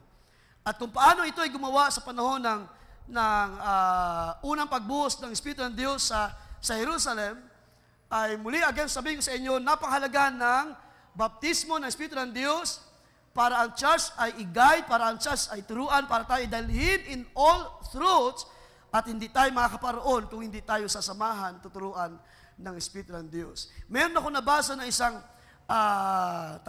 isang bahagi ng statement ng isang fanatics ng prophet sa ating panahon. At hindi niyo mapatid ang laman, gusto ko lang i-share sa inyo. Of course, hindi natin i-disclose ang source, ang name. Pero ang sabi niya, we don't need to know, basahin natin, share ko lang sa inyo, we don't need to know what Brother Branham did not speak. So, hindi natin kailangang malaman kung ano yung mga hindi ipinangaral ni Brother Branham. What he did not preach is not important to us. Of course, totoo naman. Pero, here's the thing, no? Sabi niya, we need only to stay what the message. To study the messages, we need to just stay what the tapes say, so that the people would not get confused on what he said. So isang maliit na kaisipan na pwedeng magpalayo sa isang mananampalataya. Kung walang leading ng Espiritu ng Diyos sa ating panahon, marami nang nalayo sa mga mensahe ng prophet sa ating panahon. Kaya nga sabi ko sa inyo kanina, napakalaga na i-maintain ng church, ma-maintain tayo in the Spirit. Kaya nga sabi ni Paul, walk not in the flesh, but walk in the Spirit. At kung ang church ay ma-maintain ang paglakad in Spirit, hindi ka ilalayo ng Espiritu ng Diyos. Kapag may dumating na ganito mga negatibong kaisipan, no, hindi tayo pwedeng magstay what the tape says. Dahil even Brother Branham says, pag meron akong sinabi na hindi na ninyo makita sa Scripture, yan ay inyong isang tabi. Naalala ko ang ating mga young people, Brother Tim, no? Kasama sila Brother Sam. 4 yata sila, 4 ba kayo nun? So meron pong invitation na dumating sa akin, sa ating mga kapatid, sa Voice of God, isang youth fellowship, sa San Pedro yung kanilang church. At sabi ko, sige po, sikapin namin makapunta, pero baka ilang brothers lamang. So pumayag ako na pumunta sila roon, 4 sila mga brothers. At bago pala yun, ay tinanong ko yung brother na nag-invite, sabi ko, sino yung mga preacher? At sabi sa akin, meron naman daw mga ngaral. May young people na mga ngaral, merong isang adult preacher. Of course, hindi natin alam, no? Kaya pumaroon sila. Pero pagdating doon sa fellowship, anong nadatnan nila, Brother Tim? Nag-play ng message. Kaya hindi na sila, tama yung kanilang naging decision, umuwi na after lunch, dahil nakita nila na hindi gayon. Hindi yun ang itinuro ng ating kapatid Brother Branham sa ating panahon. Kaya nakakalungkot, no, pag sinabi ng tao, we need to just say what the tapes say. Nakakalungkot because ito ay sabi pa ng isang pastor, yun ay isang confession of a lie. Isang pagpapahayag ng kasinungalingan. Kung walang Espiritu ng Diyos na nagpatnubay sa iglesia, matagal na tayong nalayo sa mensahe. Pero salamat by the grace of God na ang Diyos hindi niya kayang iwan ang kanyang iglesia. Ang sabi ng Panginoon, I will be with you. Ang sabi ng Panginoon, I will teach you. Papatnubayan ko kayo by Spirit. Aking sasamahan kayo hanggang sa dulo. Hanggang sa dulong panahon, kasama natin ang biyaya ng Panginoon. Hanggang sa panahon na ito, salamat ng Diyos, may nagtuturo pa rin sa iglesia, mayroong pumapatnubay sa buhay niyo, hindi man tayo lagi magkakasama-sama, pero mayroong Espiritu ng Diyos na nagbabantay sa inyong mga lakad. Nag-uudyok, hindi na kalooban ng Diyos. Nagpapaalala, baharing kawin nalalayo sa kalooban ng Diyos. Hindi na kailangan laging ang pastor ang magpaalala. Ang Espiritu ng Diyos ang magpapaalala sa atin. Kaya mag-ingat tayo sa mga ganitong mga confession. At yun dahilan, I hope sa mga, hindi naman pwede sabihin na bago sa message dahil ilan sa inyo matagal na rin naman. Pero ilan ay pwede sabihin na medyo latecomer sa message. Kung tayo man merong makita na ganitong bahagi, well, I just pray na kayo ay turuan ng Espiritu ng Diyos. Dahil wala pong ibang absolute except the Word of God. Walang ibinigay na pangako except the Spirit of truth. Kung tayo ay papadala sa maraming mga salita ng tao, ay pwede kong sabihin na tayo ay magiging mauhulog tayo sa sinabi ng prophet na serving God without His will. Pero ang aking dalangin, katulad ng mga kabataan na nagdaos ng anniversary last Thursday, na magkaroon tayo ng goal. Ano ang goal natin sa ating panahon? To be like Jesus. Na tayo ay panahanan ng Espiritu ng Diyos at ang ating buong pagkatao ay moldehin pa ng Diyos. Ang ating mga ugali ay moldehin pa ng Diyos. Tulungan pa tayo ng Diyos na ibaba pa ang ating mga puso, damdamin. Ang sabi ng salita, sabi ni Pablo, be subject one another. Ibig sabihin, wala sa atin magiging mataas. Walang pinakamataas or head sa atin na siya ang mausunod sa lahat ng bagay. Lahat tayo ay magpapasakop sa isa't isa. At tayo ay under by the works of the Spirit of truth sa ating panahon. Isang bahagi pa ng preaching ng prophet gusto ko i-share sa inyo. Ang sabi niya, ang Espiritu ng Diyos, hindi ko na sinama iba, no? Pero sabi niya, He regulates the church. Kapag dumating ang Espiritu ng Diyos, ang Espiritu ng Diyos ang siyang magre-regulate. Ano sabihin ng regulates? To control or govern something according to a rule, principle, or system. So yun ang salitang regulates. Kung gagamitin natin ang salitang regulates sa kilos ng Espiritu Santo sa Iglesia, ang Espiritu na mula sa Diyos ang magre-regulate or magko-control or mag-govern sa lahat ng bagay na mayroon sa Iglesia.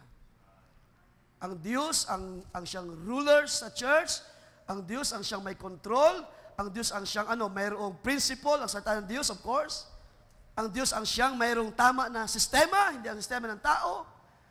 And therefore, kapag ang church ay controlled or regulated by the Spirit of God, mangyayari ang sinabi ni Pablo, ng iglesia ay dadali ng Diyos sa isang maayos na kalagayan, that all things are in order. Di ba? Ang sabi ni Pablo, God set all things in order in the church. Sa paano paraan? By His Spirit. At kung ang Espiritu ng Diyos ay dumating sa iglesia ito, then the Spirit will regulate all things. The Spirit, the Word, will control. He's the one who controls the church. Kaya wala kaming ibang sinasabi rito. Wag daw ay pahintul ng Diyos na kami ay magsalita in our own. Even Apostle Paul nagsabi, not in my wisdom, not in the wisdom of man, na kami ay tumatayo ng ngaral sa inyo, but in the wisdom of God. Kung kami man ay nakapagsalita rito, kung inyo napansin na maaring malayo sa sinabi ng Panginoon, then we can talk. Pwede tayo mag-usap. At pwede tayo magpalalahanan sa isa't isa. Dahil kami ay subject din naman magkulang. Minsan nga, pag nireview ang aking preaching, mga kapatid, kahit man ako ay na-experience ko, minsan sinasabi ko na heaven will not pass away, heaven will pass away, but His word will pass away. Minsan, mayroon tayong mga slip of tongue na sinasabi ng prophet. So, kayo nang bahalang kumuha ng message. So, ibig sabihin, you know what I mean. Kung meron mga words na parang hindi yun ang ibig sabihin, kung meron kayong tama na wisdom, hindi kayo matitisod sa mga mangangaral. At alam niyo kung bakit sa panahon ni Brother Branham marami mga tisod na sinasabi nila, walang pinag-aralan ng prophets. Anong naabot lang ni Brother Branham? Grade 6 or grade 3? Parang ganon, or grade 4? So, tisod sila sa mga words, sa mga grammar, sa mga maling salita na ginagamit ni Brother Branham. Pero hindi nila kayang tanggihan, mayroong spirit of truth. Because ang kanyang mga pagtuturo pangaral ay guided by the spirits of truth. Hindi nila kayang tanggihan na sila'y sinasaway, sila'y tinuturuan ng mensahe sa ating panahon. Pero tisod na marami because wala silang tinanggap na Espiritu ng Diyos. So that's very simple.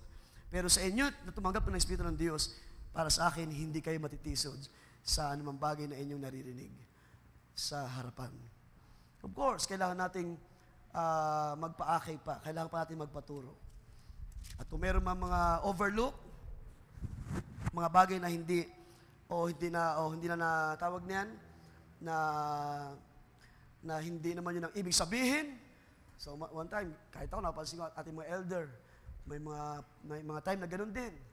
So, wala naman ako magawa kundi unawain kung ano ang sinasabi ng Panginoon. Because naniwala ako na sabi nga ni Pablo, sa kanila na malinis ang puso, lahat ng bagay ay malinis. So, ibig sabihin, magkulang man tayo in respect sa Word of God, mayroon pa rin paraan ng Diyos para ayusin ang ating mga sarili. Mangangaral man tayo hindi, tayo man ay musician, tayo man ay singer sa iglesia, o namang ministry meron tayo, mayroong Espiritu ng Diyos para magturo sa bawat isa. Now, one last quotation. Just bear with me. Ang sabi pa niya sa isang mensahe, sa mensahe niya 1962, a guide. Sabi niya, stay behind the word. At bago pagpatuloy, alam niyo ba na kahit man si Brother Branham, kapag siya ay guided by the Spirit of God, anuman ang kanyang sabihin sa iglesia, ito ay sa paraang pagtuturo. It is by means of teaching. Kapag merong inspiration na mula sa Diyos, of course, may preaching, may teaching. But, generally speaking, it will teach the church. So, yun ating text, that's the Spirit, it will teach you all things. Ano man ang mga pangaral na ginagawa ng prophet sa kanyang panahon, pagbubukas ng mga hiwaga ng Diyos, paglalagay ng kaayusan, ng order sa church, dahil meron siyang preaching na church order, pagtuturo ng mga doctrine. So lahat yun ay mauwi sa isang bagay, pagtuturo ng Espiritu ng Diyos. And when it comes to teaching by the Spirit of God, ilan lang ito sa bahagi ng pagtuturo ng prophet sa ating panahon, which I believe kung meron tayong Espiritu na mula sa Diyos, makikita natin how important it is kung paano nagturo ang prophet sa kanyang panahon. Na kapag ating babalikan, no, hindi naman natin sinasabi na lagi na lamang tayo kung ano yung sinabi ng prophet. So kung meron lang opportunity na para mabasa ang mga bagay na yan, atin binibigyan ng panahon. So sabi niya, stay behind the word. So it's like a teaching, nagtuturo siya. Now sabi niya, let the guide lead you. He will guide you into all truths and reveal these things that I've talked to you about. Because sa mga panahon na yan, marami na siyang tinuturo ng mga doctrine. Pagpasok ng 1963, sa pagbubukas ng 7 seals, ng 7 trumpets, at 7 church ages, lahat na ng mga hiwaga sa Revelation. Sabi niya, He'll show you that. He'll tell you things that is to come. The true guide, which is the Spirit of God. Don't go to the bishop, go to the guide. Don't go to anyone but the guide. He's the one that was sent to guide you. He's the one that will do it. God has provided you a guide. Take God's provided way. So I just take this as a teaching ng prophet sa ating panahon. Because sa series nating tinatalakin about 7 trumpet, kung bakit nadama ko na ito'y bigyan daan muna pansamantala.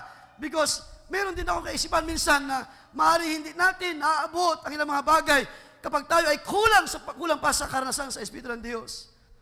Kaya ang aking panalangin, Lord, sa mga panahon na ito, isugo mo ang Spirit of Truth upang ang iglesia, once na ikaw ay magturo, kaming lahat ay matututo sa iyong salita, sa iyong kalooban. Once na may Spirit of Truth na nag-guide sa amin, hindi kami malalayo sa maraming mga kaisipan ng mga tao, hindi kami maladaya ng maraming mga katuruan sa uling mga araw, kundi kami ay dadalhin ng Diyos sa buong katotohanan sa uling mga araw. Well, katulad ng ating lingkod ng Diyos sa ating panahon na ginamit to bring this message sa ating panahon. Kahit man si Brother Branham may maraming mga weaknesses. At ang mga fanatics, hindi nila kayang i-accept ng prophet ay mayroong mga panahon na nagkukulang din sa kaniyang mga preaching, mga pagtuturo sa mga pangaral. That's why sabi niya, kapag hindi niyo nasubukan sa scripture ng aking tinuturo, just leave it alone, sabi niya. So gaano na tayo? Gaano na ang mga maliliit, o sabihin natin mga bahagi ng iglesia, na hindi na naman tayo katulad ni Brother Branham. Hindi tayo si Pablo, hindi tayo si John, hindi tayo si Peter. We're just an ordinary parts of the body of Christ na nangailangan lang ng tulong ng Diyos. Nangailangan lang ng paghipo ng Diyos, nangailangan din ng pagtuturo. Lahat tayo ay dadaan sa process na ito. Kahit man ako, mga elders, mga diakono, bawat isa. I just pray, dalahin ko na, habang tayo nagpapatuloy sa paglilingkod, iparanas pa, sabi nga natin inawit, iparanas mo pa sa amin ang iyong kaluwalhatian. Iparanas pa ng Diyos, mga magulang, mga kabataan. That's my desire, that's my prayer. Ang mga kabataan dito, mga bagong sibol, mga bata pa, mga teenager, napakadayo ng salibutan ito, mga kapatids. At kung hindi tayo papaturo sa Espiritu ng Diyos, tinitiyak ko sa inyo, malalayo kayo sa gawain ng Panginoon. Malalayo kayo sa kalooban ng Diyos. Sabi ko, I just meditate kanina habang umaawit ang mga young people. Sabi ko, Panginoon, kahit man ako, I have so many struggle in my youth days. At alam ko, ang mga young people na ito ay hindi exempted. They have so many struggle din sa kanilang mga personal life. Pero sabi ko, salamat Panginoon, dahil kung hindi sa iyong biyaya, maaari hindi kami nakatayo sa uling mga araw. I have so many struggles in my high school days, in my youth days. At minsan, aking mga magulang ay talagang nandyan, nagsasaway sa akin, nagtuturo. Pastor Joe, ganun din, aming kuya, hindi rin ako nakalusot sa kanyang mga paalala, mga pagsasaway din sa akin noon. There's so many struggle, kaya nakita ko mga people na umaawit, Lord, in your grace we can stand. sa iyong biyaya, sa iyong pagtuturo, sa iyong pagsakop, sa iyong pagpapatnubay, ang youth ministry ay makapagpatuloy sa uling mga araw na ito. Sa uling mga bahagi, gusto kong basahin ang ilang mga records sa aklat ng Revelation. Because in this words na ibinigay ng Panginoon sa mga iglesia, sa bawat panahon ng iglesia, ay makikita natin ang pagtuturo ng Panginoon sa bawat panahon, pero hindi mo natin pupuntahan in details. Pero sa bawat dulo ng sulat, sa bawat kapanahunan ay lagi nating mababasa. Una sa Ephesian age, church age, sabi diyan, Revelation 2 verse 7, He who has an ear, let him hear what the Spirit says to the churches.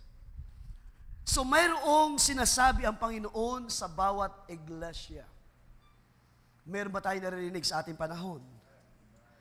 Let the Spirit, he was an ear, let him hear what the Spirit says to the churches. To him who overcomes, I will give to it from the tree of life, which is in the midst of the paradise of God. Yung tinalakay namin last Sunday sa meeting. So meron laging conclusion sa bawat dulo ng sulat sa bawat panahon. He who has an ear, because mga Espiritu ng Diyos ay nagtuturo at mapatnubay sa bawat panahon, siya na mayroon tainga ay makinig sa sinasabi ng guidance ng Espiritu ng Diyos. Pagdating sa Smyrna church age, chapter 2, verse 11, He was an ear, let him hear what the Spirit says, what the Spirit teaches, what the Spirit is guiding the church. He who overcomes shall not be hurt by the second death. So lagi mayroong promise. Sa Kanya na nagpapaturo, sa Kanya na pinapatnubay ng Espiritu ng Diyos. Kapag ikaw ay nagtagumpay, laging mayroong kaakibat na promise mula sa Diyos. He who overcomes shall not be hurt. Yan ang kalagayan ng iglesia na tinuruan at pinanot na bayan, mayroong Espiritu na nagpatnubay sa Kanya throughout the ages. Hallelujah! Sa biyaya ng Diyos, ang iglesyang ito ay dadalhin sa kalwalhatian, hindi siya masasaktan ng second death. Hallelujah! Kaya sinasabi dyan, sa may mga tainga na may pakinig, ay makinig dahil may tinuturo ang Espiritu ng Diyos sa bawat panahon. At pagdating sa ating panahon sa Laodicean age, o punta mo natin yung isa pa, so hindi natin basahin lahat. Pergamian age, He who has an ear, let him hear what the Spirit says. To him who overcomes, I will give some of the hidden manna to eat, and I will give him a white stone, and on the stone a new name written which no one knows except him who received it. So, laging mayroong promise sa mga tinuruan ng Diyos, sa mga pinapatnubayan ng Espiritu ng Diyos. Pagdating sa ating panahon na ganoon din, He who has an ear, let him hear what the Spirit says to the churches in our days. Pakinggan niyo, mayroong sinasabi ang Espiritu ng Diyos sa uling mga araw. Sino ang nakarinig sa sinasabi, sa tinuturo ng Espiritu ng Diyos? Sino ang pinapatnubayan ngayon ng Espiritu ng Diyos? Can you say amen, mga kapatid? Dahil mayroong sinasabi ang Espiritu ng Diyos, in every church ages, hindi ang Diyos tumigil ng pagtuturo sa bawat panahon. Hindi ang Diyos, hindi ang Panginoon tumigil sa pagpapatnubay sa mga iglesia hanggang sa ating panahon. At anong tinuro sa ating panahon? Basahin natin. Balikan natin ang verse 19. Ito'y lagi natin itinuturo sa iglesia. Ano sabi ng Espiritu ng Diyos sa ating panahon? Listen, church, sabi niya, as many as I loved. Nasaan ang mga iniibig ng Panginoon sa umagang ito? As many as I loved. Kanina umawit tayo.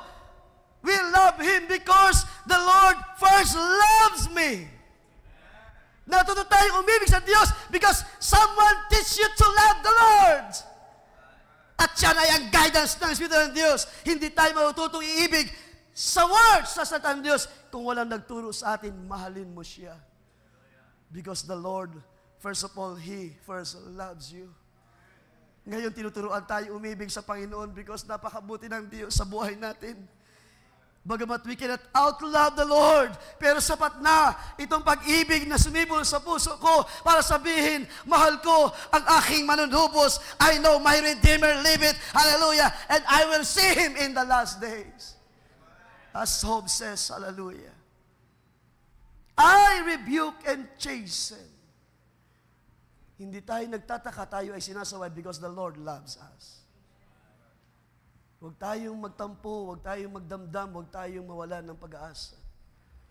Therefore, be zealous and repent. So that's the teaching sa ating panahon.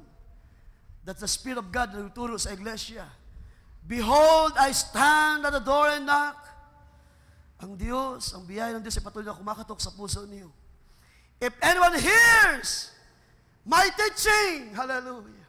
If anyone hears my words, my voice, sa inyo naman natututo sa salita ng Diyos, masabi ko kayo ng pinakamapalad sa uling mga araw na ito. If anyone hears my voice and opens the door, I will come into him.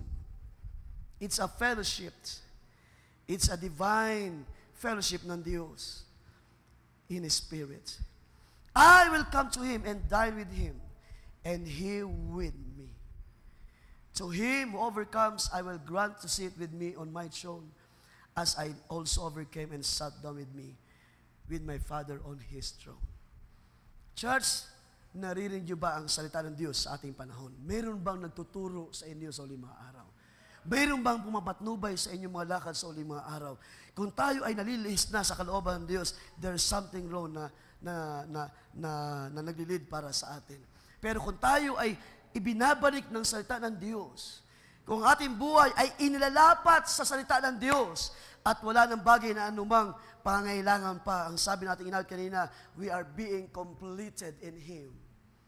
Kapag tayo ay ibinalik ng Diyos and the Lord restore all things sa buhay natin by His Spirit, masabi ko na nangyayari ang sinabi ng Panginoon, I will be with Him.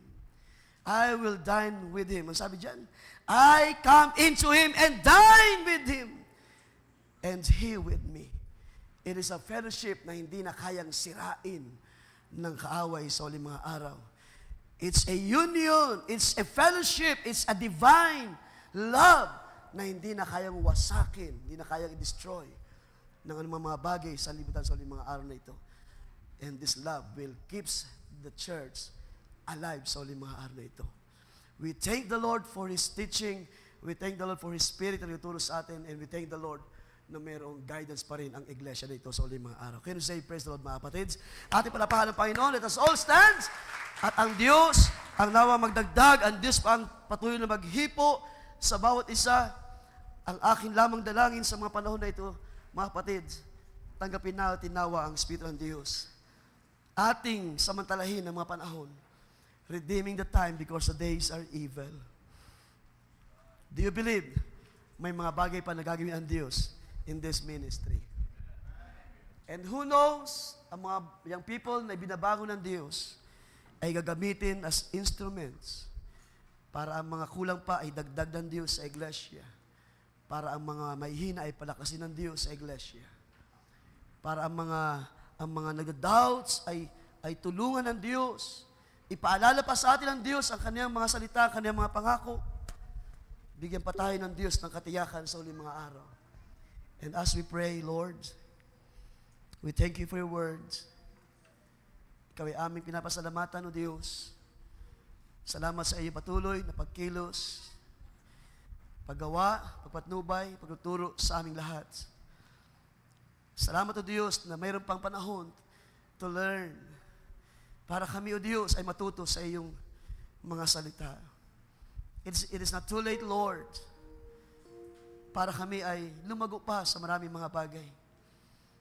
Salamat, Panginoon, sa maraming mga opportunity na iyong pinagkakaloob. Salamat sa mga fellowship, salamat sa mga pag-akay mo, Diyos. Salamat sa pagdaragdag ng mga salita. Salamat higit sa lahat sa kapangyarihan ng iyong Espiritu. Sapagkat ang sabi mo, Panginoon, na kapag dumating ang Espiritu, ang pangako ng Espiritu Santo, ay amin din tatanggapin ang kapangyarihan mula sa iyo. Lord, I pray na maranasan namin ang kapangyarihan ng Espiritu ng Diyos. Dalangin ko, Panginoon, na sa mga panahon na ito ay bigyan mo pa kami ng kalakasan. Na amin pa mapagtagumpayan ang mga gawa ng kaaway. Na amin pa mapagtagumpayan ang panlilinlang ng buong sanlibutan. Na ang sabi ng iyong lingkod, ang mensahero sa mga araw na ito, that we are living in the very deceiving age. Lord, turuan mo pa kami na huwag kaming madaya ng sanlibutang ito, O Diyos. Give us a more understanding sa iyong salita. Lord, bigyan mo pa kami ng malalim na reason kung bakit kami babalik at babalik sa iyong banal na presensya. Lord, bigyan mo pa kami ng pagkauhaw, a desire sa aming mga puso na ang aming unang hahanapin ay ikaw, ang iyong kabanalan, ang iyong mga salita, O Diyos. Na ang una naming iisipin paggising pa lang sa umaga, ang Diyos na mabuti lagi sa amin. Ang Diyos na nagpatawad sa aming mga kasalanan. Ang Diyos na umaakay sa amin sa uling mga araw. Oh, lagi ka namin maalala sa tuwi-tuwi na, Panginoon. Lagi naming sambitin sa aming mga puso, sa aming mga labi, ang papuri at pasalamat. Dahil kahit man kami nabubuhay in this evil age, your church is an overcomer sa uling mga araw. Ang buhay ng iyong mga tinawag, O Diyos, ay pangyayarihin mo as your word says, hallelujah. As the Spirit give us utterance, ay sasabihin namin what the Lord is speaking today, what the Spirit is saying today, hallelujah. Tuturuan mo kami na mangusap, magsalita ng maayos, magsalita ng nararapat sa lahat ng bagay, magsalita ng may biyaya, magsalita ng may karunungan sa uling mga araw, hallelujah. Na hindi kami Panginoon katulad ng sanlibutan, na ang mga salita ay puno ng karumihan ng mga labi, hallelujah. Puno ng pagkukunwari ang mga bibig. Mga sabi ng Panginoon minsan, na kailang mga bibig ay malapit sa akin, pero kailang mga puso ay malayo sa akin, hallelujah, sa aking katuwiran. Huwag nawang mangyari, O Diyos, sa iyong mga tinawag, sa iyong mga banal. Kung kami man ngayon ay umaawit, kung kami man ay sumasamba, ito ay dahil ito ang laman ng aming mga puso. Because kami, hallelujah, ay pinagpala ng Diyos sa mga araw, hallelujah. Pinagpala ng kalakasan, pinagpala ng karunungan, pinagpala ng kakaalaman, hallelujah. Pinagpala ng kapangyarihan ng iyong Espiritu, hallelujah. Kung kami man ay nakapagpatuloy sa paglilingkod, it is because the mighty God is here. At ang sabi ni Pablo, if God is with us, who can be against us? Wala nang anumang laban pa sa kanila na pinapatnubayan ng Espiritu ng Diyos. Because ang Espiritu ng Diyos ay selyo, tatak ng iyong mga banal, O Diyos, hanggang sa araw ng katubusan. I pray, kung mayroon pa man hindi dito tumanggap ng iyong banal na Espiritu, O Diyos, kung mayroon pang hindi na bautismuhan sa iyong pangalan, I pray, Lord, give us the heart, puso na magsasabi, ako pala ay inibig ng Diyos, ako pala ay iniibig ng Diyos, ako pala ay may binayaan ng Diyos, ako pala ay tinatawag ng Diyos. At magawang sabihin, Panginoon, ikaw ang aking buhay. My life is in you, Lord. At bayaang sila ay mag-decide to be baptized in your name and to be baptized with your Spirit, Lord. Upang sa ganun ay mayroong magturo sa kanila, mayroong pumatnubay na salita sa buhay nila kung paano kami ay pinapatnubayan ng iyong banal na Espiritu. Purihin ka, O Diyos, luwalhatiin ang iyong dakilang pangalan. Mataas ka sa iyong karangalan, O Diyos. Ang buong iglesia ay nagpupuri at nagpapasalamat sa iyo, Panginoon, dahil hindi mo kami iniiwan kailanman. Hindi mo kami pinabayaan sa lahat ng bagay. Tinuruan mo kami, sinamahan mo kami sa huling mga araw na ito. Bless every ministries. Bless your men and women, ang iyong mga kabataan. Lord, itayo mo pa sila sa iyong salita, O Diyos. Kung may mga bagay pa na kulang, ikaw ang magpupuno ng kalakasan sa iyong mga kabataan. Kung meron pa dito hindi marunong magpuri at magpasalamat sa iyo, teach them to pray. Teach them to praise. Teach them to worship you, oh God. Hallelujah.